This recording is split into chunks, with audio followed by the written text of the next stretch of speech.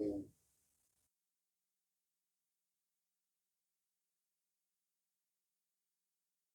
mm,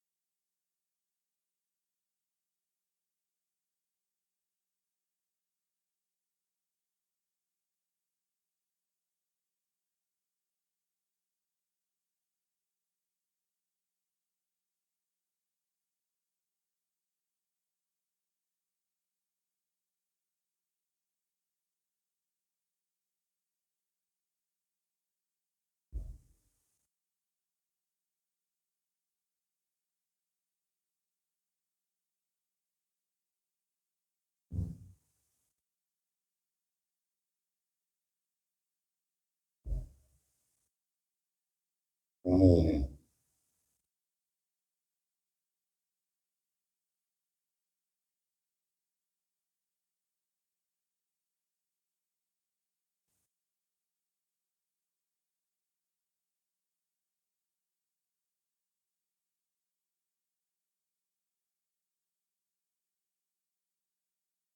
mm,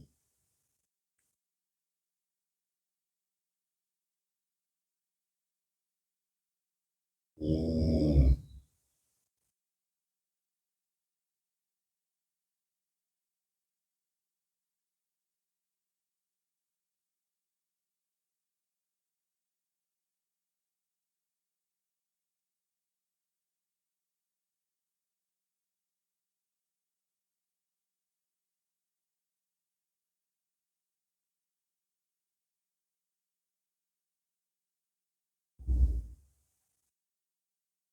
mm,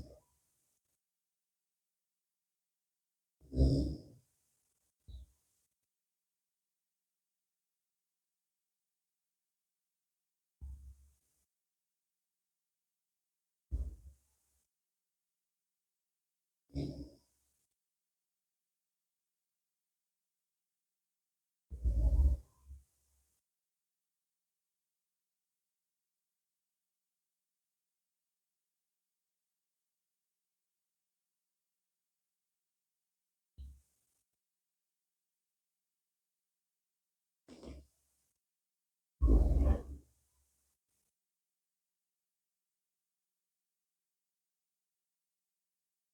mm,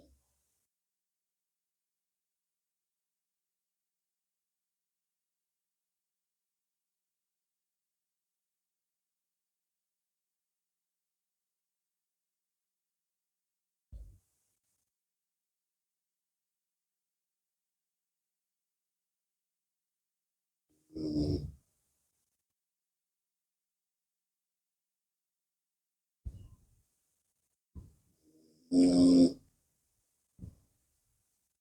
mm,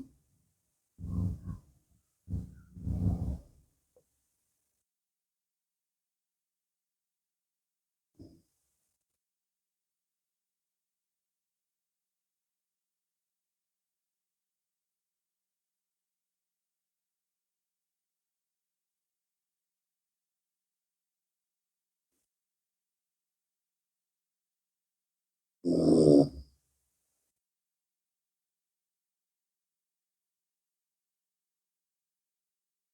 mm,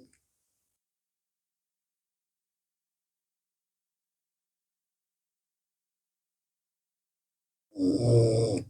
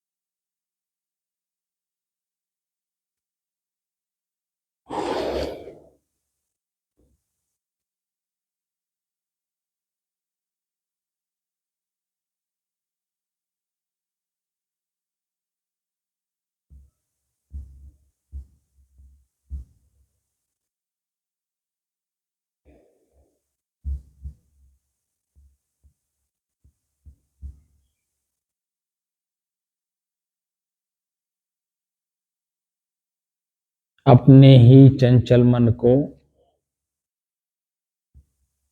अपने ही बस में करके एकाग्रता, स्थिरता एवं स्वयं अपने आप में शांति का अनुभव करने के बाद स्वयं मैं कौन हूँ को जानने की दृष्टि से साधना करते करते आज 1193 दिन हो गए।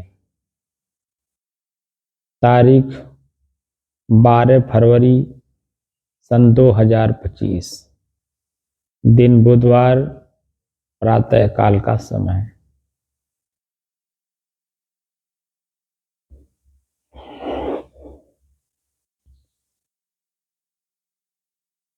अब एकदम बिल्कुल शांत रहने में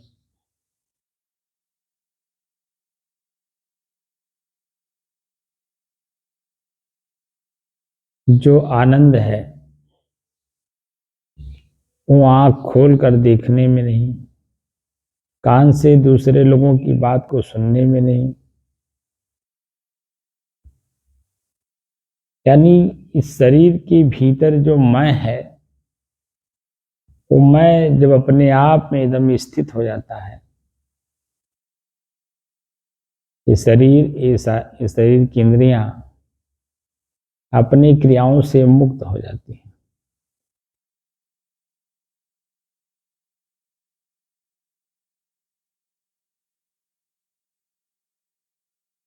अभी तकले हमारे शरीर की यही दशा थी। अभी भी भीतर से बोलने की इच्छा नहीं हो रही है।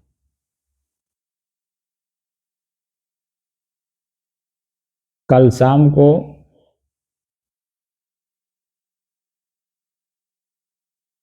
हमने कुछ प्रश्न किया था।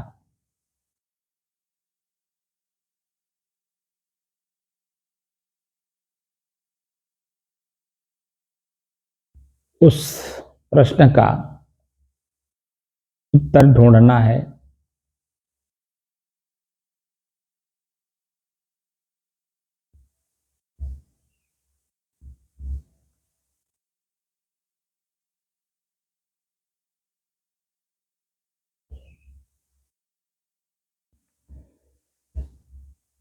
प्रश्न था,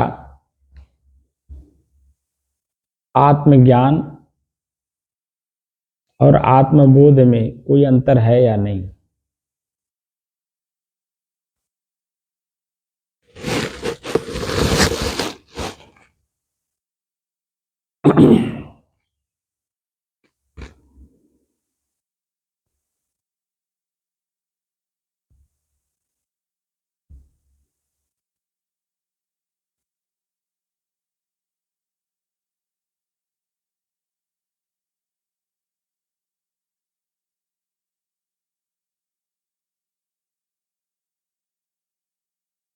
उस प्रश्न को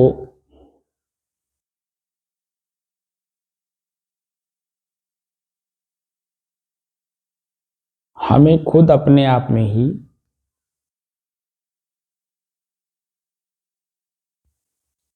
ढूंढना होगा उसका उत्तर। और यह मौखिक नहीं, मन की चंचलता नहीं,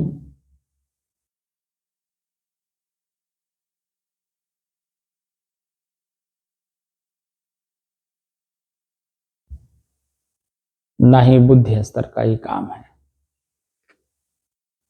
इन सब से परे, क्योंकि प्रसंग चल रहा है कि मैं कौन हूं।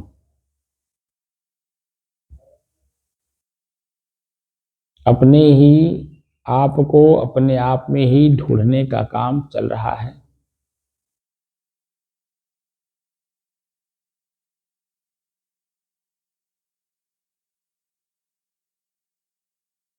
थ्योरी भी चल रही है, प्रैक्टिकल भी चल रहा है। यानी ज्ञान भी और साथ साथ ज्ञान के साथ साथ प्रज्ञा भी।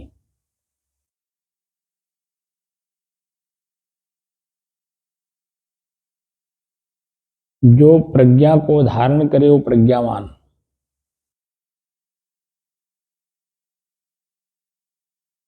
जो ज्ञान को धारण करे वो ज्ञानी। तो ज्ञानी बनना है या प्रज्ञावान?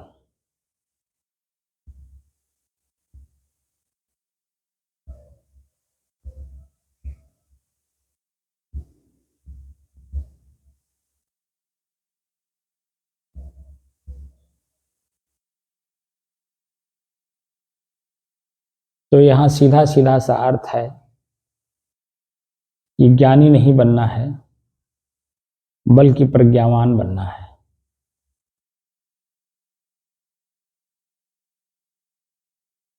क्योंकि प्रज्ञावान लभते ज्ञानम, जो प्रज्ञावान होता है वही ज्ञान को धारण करता है, और असली ज्ञानी वही है। लेकिन जो ज्ञान को धारण करता है प्रज्ञावान नहीं होता है, उसे बातूनी कहते हैं देहाती भाषा में।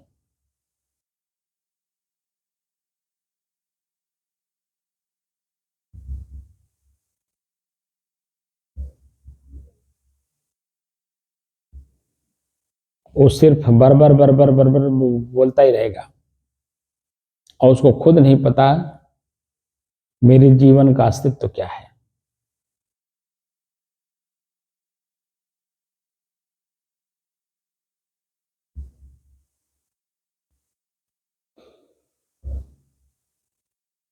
तो ज्ञान और प्रज्ञा में अंतर है या नहीं, उसको हम लोग सॉल्व करते हैं।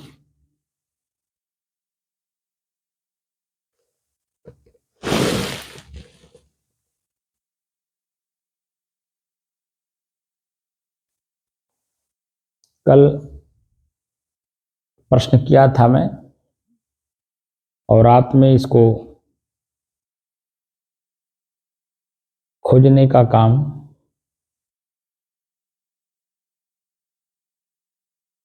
किया गया है।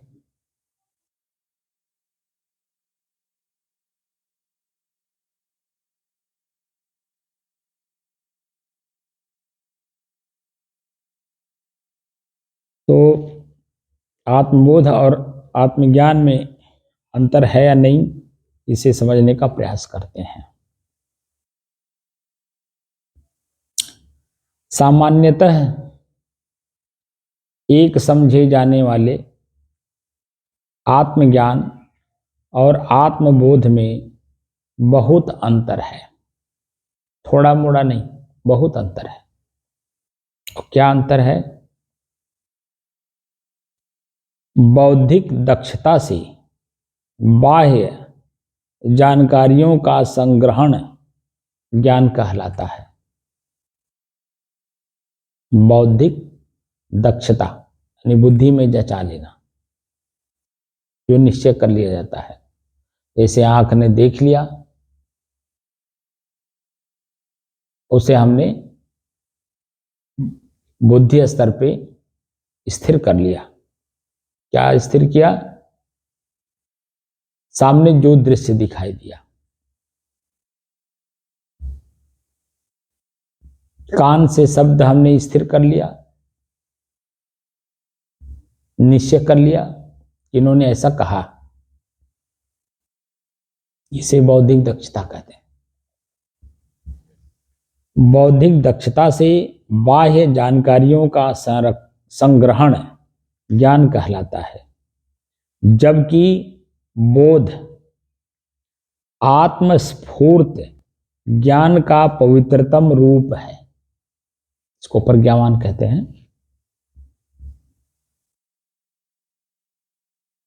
जबकि बोध आत्मस्फूर्त ज्ञान का पवित्रतम रूप है। इसमें सांसारिक प्रपंच का स्पर्श भी नहीं होता है। जो चिंतन, वाणी एवं कर्म सभी को पवित्र कर परम आनंद की प्राप्ति कराता है।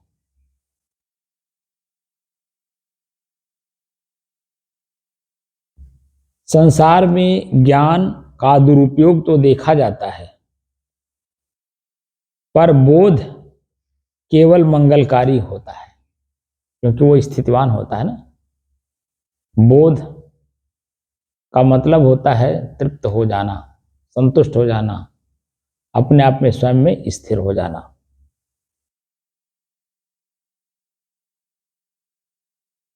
संसार में ज्ञान का दुरुपयोग तो देखा जाता है, पर बोध केवल मंगलकारी होता है।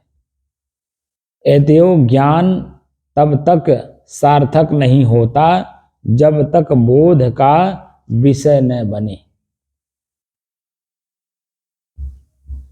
यद्यपि ज्ञान और बोध दोनों बुद्धिलब्ध हैं,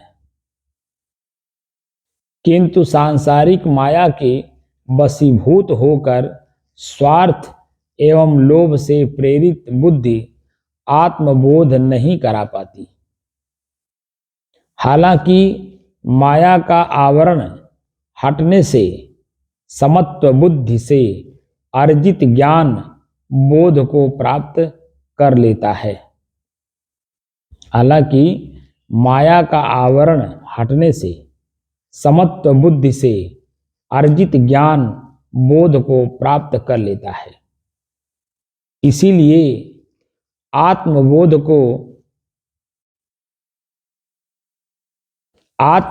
को जागरण काल कहा जाता है।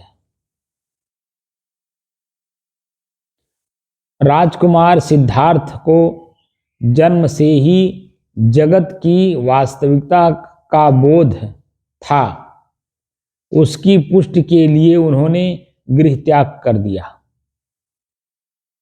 मानव मात्र की दुख निवृत्ति हेतु उनका संकल्प और अधिक दृढ़ हो गया, जो आत्मबोध का परिणाम था। अब राजकुमार सिद्धार्थ जन्म से ही जगत की वास्तविकता का बोध रखते थे। कैसे? हम लोग नहीं रखते हैं क्या? खाली वही रखे? लेकिन उनमें और हमारे में क्या फर्क था, यही जानना था। और यही जान लीजिए तो राजकुमार सिद्धार्थ महात्मा बुद्ध कैसे बने। यही आंखें हम लोगों की बचपन से लेकर के और गौतम बुद्ध की तरह उम्र कितनी थी जिस समय में गृह त्याग किया उन्होंने, उतने काल तक हम लोग भी इसी आंख से कितनी बार मरते हुए लोगों को देखा गया, इसी आंख से कितने रोगियों को देखा गया, इसी आंख से जर्जर अवस्था में प्राप्त कष्ट भोगते हुए पीड़ा से ग्रसित वृद्धों को देखा गया।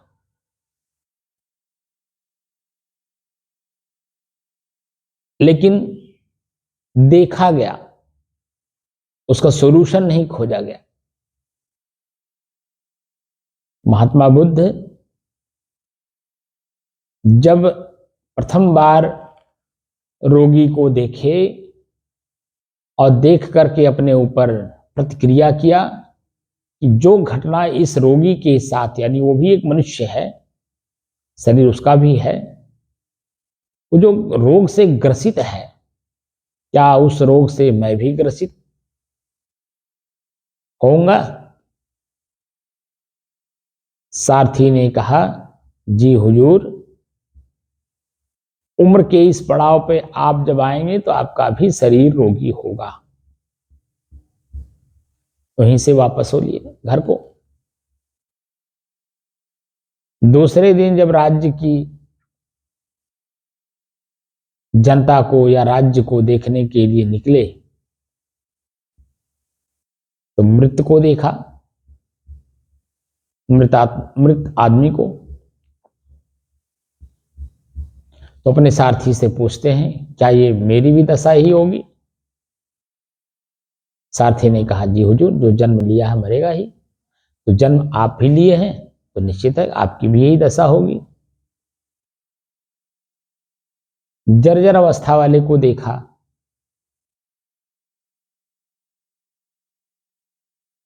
वही हाल, फिर प्रतिक्रिया क्या है, मेरी भी यही दशा होगी।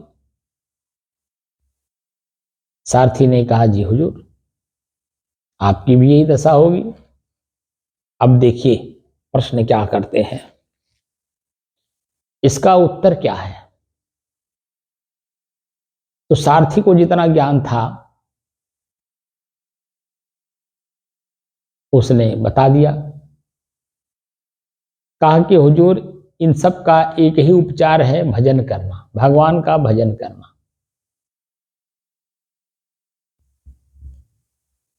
अब भगवान का भजन क्या है,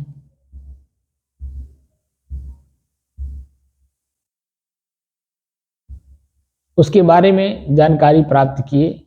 और देखिए, आप सभी लोग जानते हैं कि महात्मा बुद्ध की पत्नी भी थी, बच्चा भी था, एक भरा पूरा परिवार था, साम्राज्य था, सब कुछ होते हुए भी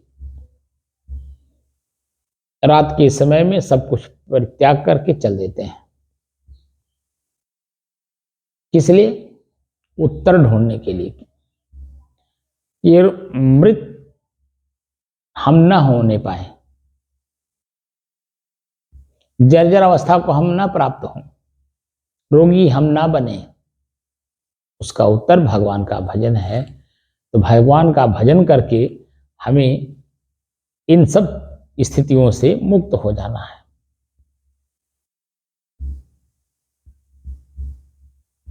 अब आप बताइए कि महात्मा बुद्ध इन तीन चीजों को जब प्रथम बार देखे और देख करके जब अपने ही जीवन में उतारने का प्रयास किए तो आज महात्मा बुद्ध हो गए। इसीलिए यहां इसका जिक्र किया गया।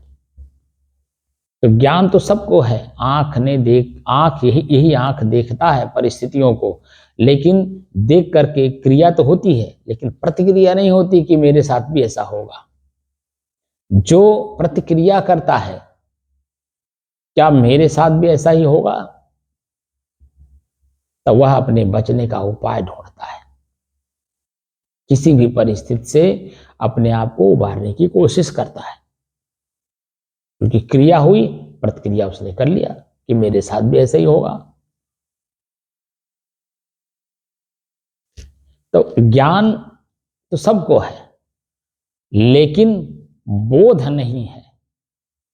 तो बोध हो कैसे, इसी के बारे में हम लोग आज चर्चा कर रहे हैं। संसार में ज्ञान का दुरुपयोग तो देखा जाता है, पर बोध केवल मंगलकारी होता है। अतएव ज्ञान तब तक सार्थक नहीं होता जब तक बोध का विषय न बने। यद्यपि ज्ञान और बोध दोनों बुद्धिलब्ध हैं, किंतु सांसारिक माया के वशीभूत होकर स्वार्थ एवं लोभ से प्रेरित बुद्धि आत्मबोध नहीं करा पाती। हालांकि माया का आवरण हटने से समत्व बुद्धि से अर्जित ज्ञान बोध को प्राप्त कर लेता है। इसीलिए आत्मबोध को जागरण काल कहा जाता है। राजकुमार सिद्धार्थ को जन्म से ही जगत की वास्तविकता का बोध था। उसकी पुष्टि के लिए उन्होंने गृह त्याग दिया। मानव मात्र की दुख निवृत्ति हेतु उनका संकल्प और अधिक दृढ़ हो गया, जो आत्मबोध का परिणाम था। आत्मा सबसे बड़ा शिक्षक है, सीख देने वाला। मन और आत्मा तो हैं। मन आंख से देखा हुआ दृश्य, कान से सुना हुआ शब्द, जीभ से लिया हुआ स्वाद या जीभ से बोला हुआ शब्द, लिंग से स्पर्श विषय का जो संग्रह है, उसका बार बार ख्याल कराना मन है।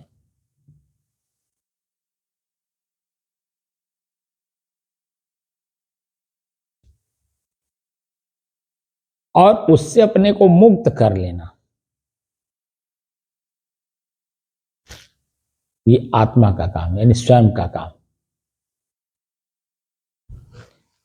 आत्मा सबसे बड़ा शिक्षक है, यानी स्वयं का ज्ञान हो जाने पर वो स्वयं अपने जीवन का अर्थ समझता है। अर्थ माने फल क्या है? एकदम शांत रहना, किसी भी परिस्थिति में उद्वेगित न होना, परेशान न होना, दुखी न होना,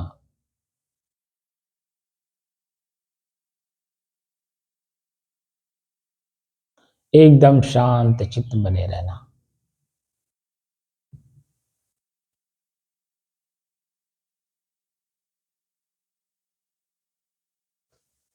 आत्मा सबसे बड़ा शिक्षक है। स्वामी विवेकानंद का यह कथन आत्मबोध का मर्म उजागर करता है। क्या है? उससे प्राप्त ज्ञान आत्मबोध का ही उदाहरण है। विकार शून्य होने से उसमें बाह्य एवं आंतरिक भेद नहीं होते। विकार शून्य, विकार क्या है? विकार बुराइयां हैं। हमारी आंख ने जो देखा, कान ने सुना, हमने उसे अपने अंदर में रख लिया, यही बुराई है। रख लिया मतलब बुद्धि में स्थिर कर लिया, ये ऐसा है, ये ऐसा है, ये ऐसा है, इन्होंने ऐसे कहा, यही विकार है। जो कि कोई भी चीज स्थिर नहीं है और अस्थिर चीज को हम स्थिर करने की कोशिश कर रहे हैं, इसीलिए हम खुद विकारवान होते चले जा रहे हैं। जो जैसा है वैसा ही देख लेना, जान लेना, समझ लेना, परिवर्तित को परिवर्तित होते देख करके अपने आप की स्थिरता में बने रहना,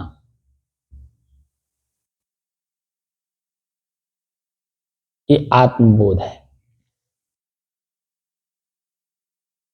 विकार शून्य होने से उसमें बाह्य एवं आंतरिक भेद नहीं होते। आदि शंकराचार्य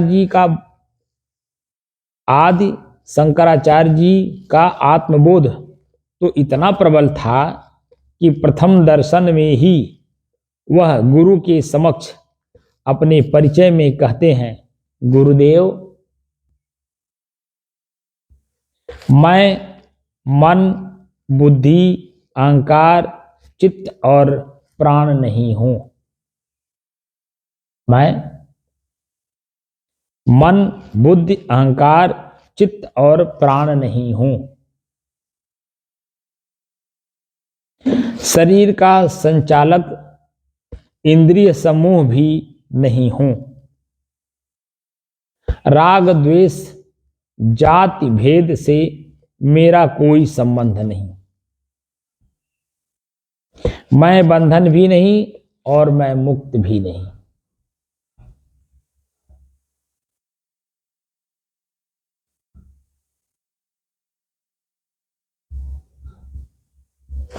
इसलिए इस जग में मेरे माता पिता, बंधु बांधव, गुरु शिष्य कोई नहीं है। मैं निर्विकल्प, निराकार, सर्वव्यापी, सत चित एवं आनंद स्वरूप साक्षात शिव हूं।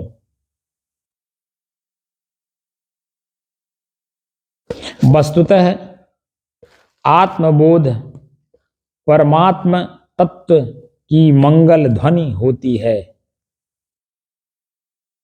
जो भेद बुद्धि को समाप्त कर जगत में समत्व भाव का विस्तार करती है। समत्व,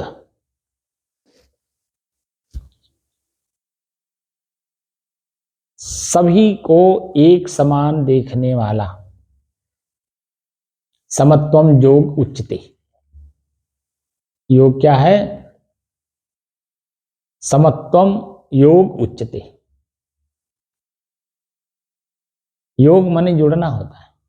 जब हम अपने आप से स्वयं से जुड़ जाते हैं तो यही शरीर समत्वम का ज्ञान रखता है। कैसे?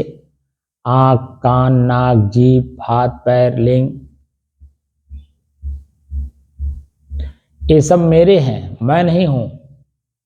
अब इनका प्रयोग कहाँ करना है?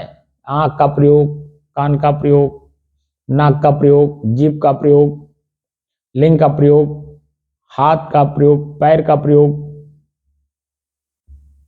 मन का प्रयोग, चित्त का प्रयोग, बुद्धि का प्रयोग, ये कौन कर रहा है? ये सब किसके हैं? तो साफ साफ पता चल रहा है मेरे हैं। मुझे इनका प्रयोग ऐसे करना है जिससे मेरी जो स्थिति है स्थिरता की वो यथावत बनी रहे। आंख से हम उतना ही देखें जितने से मन में किसी प्रकार का विकार उत्पन्न ना हो। कान से हम उतने ही शब्द सुने जिससे कि मेरी खुद की शांति यथावत बनी रहे, कोई विकार पैदा ना हो। जीभ से तौल करके शब्द को निकालें ताकि मेरी जो स्थिति है वो यथावत बनी रहे। इसीलिए सब पर ध्यान दिया जाता है। आंख क्या देख रहा है, कान क्या सुन रहा है, जीभ क्या बोल रहा है, नाक क्या कर रहा है, हाथ और पैर हमारे क्या कर रहे हैं, मेरा लिंग मेरे बस में है या नहीं।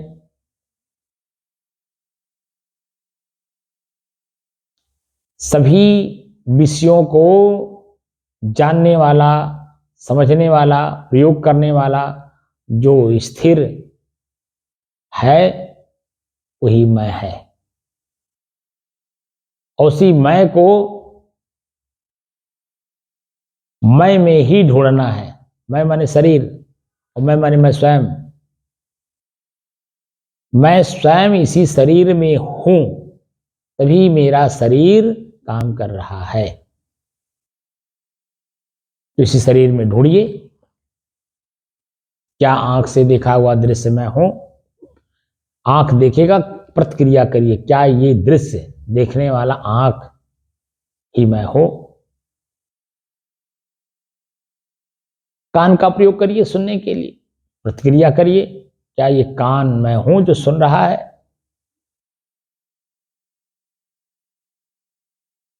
धीरे धीरे एक एक करके, इसीलिए सदगुरु कबीर को पढ़ने की जरूरत है। एक एक निर्वारिये जो निर्वारी जाए, दोय मुख का बोलना घना तमाचा खाए। एक समय में एक ही काम करिए। आज 1193 दिन तक मैंने यही काम करने की कोशिश की है कि स्वयं मैं कौन हूं वो कैसे जाना जाए। तो प्रारंभ कहां से किया गया? अपने ही श्वास से। मेरा श्वास कैसे चल रहा है?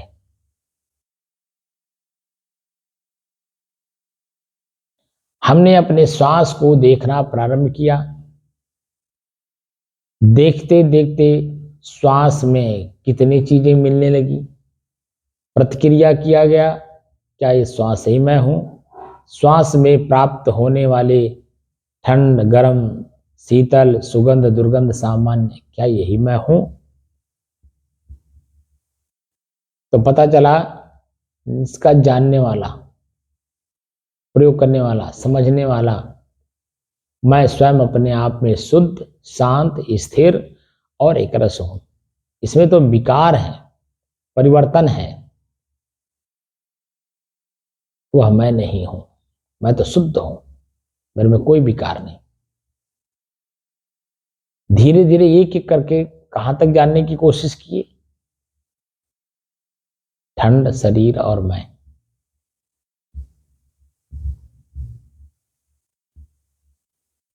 धीरे धीरे ठंड को खत्म किए, धीरे धीरे शरीर को खत्म किए, शुद्ध है अपने आप में एकदम शांत।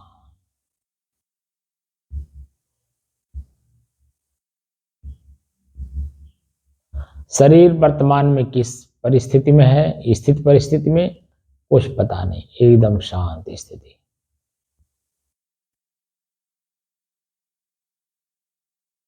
ये बोधवान की बोध स्थिति है कि वह अपने आप में बिल्कुल एकदम शांत चित है।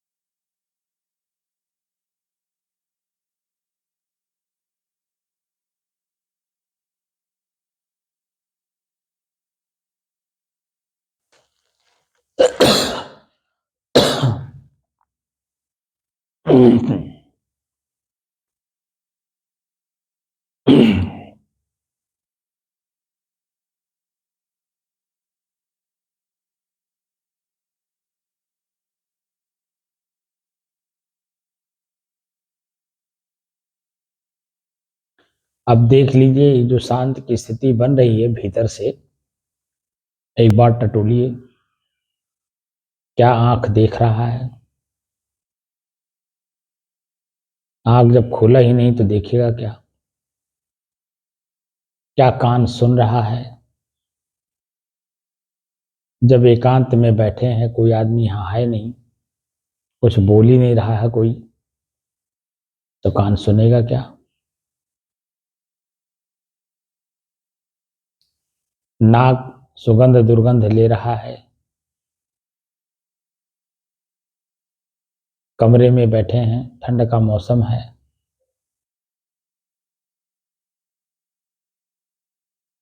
ना इसमें सुगंध है ना इसमें दुर्गंध है, एकदम बिल्कुल सामान्य। हवा में ठंडी है, इसीलिए श्वास लेते समय हवा के माध्यम से हमें ठंड और शीतलता का अनुभव हो रहा है। क्या पैर चल रहा है? जब पलथी मार के बैठे हैं तो पैर चलेगा कैसे? क्या हाथ कुछ कर रहा है? साधना में बैठे हैं और अपने हाथ को यूं करके बैठे हैं, कुछ कर नहीं रहा है।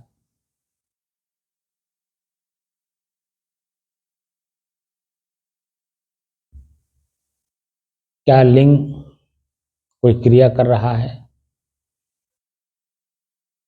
जब शरीर के अन्य अंग नहीं काम कर रहे हैं तो इंद्रिय अपना कैसे काम करेगा?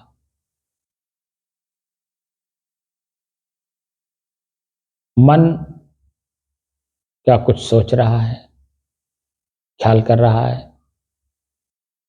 जब साधना काल में है तो मन को इधर उधर सोचने का कोई सवाल ही नहीं उठता है। क्या चित्त किसी अनुसंधान में लगा है? जब मन में किसी प्रकार का कोई प्रश्न नहीं है तो चित्त अपने आप में शांत है।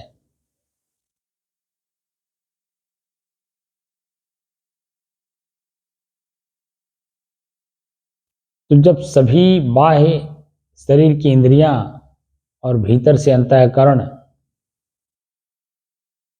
सब निष्क्रिय हैं, कोई क्रिया नहीं कर रहा है किसी भी प्रकार से,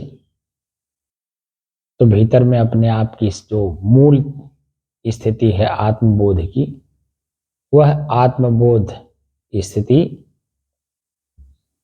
शुद्ध, शांत, स्थिर और एक रस की।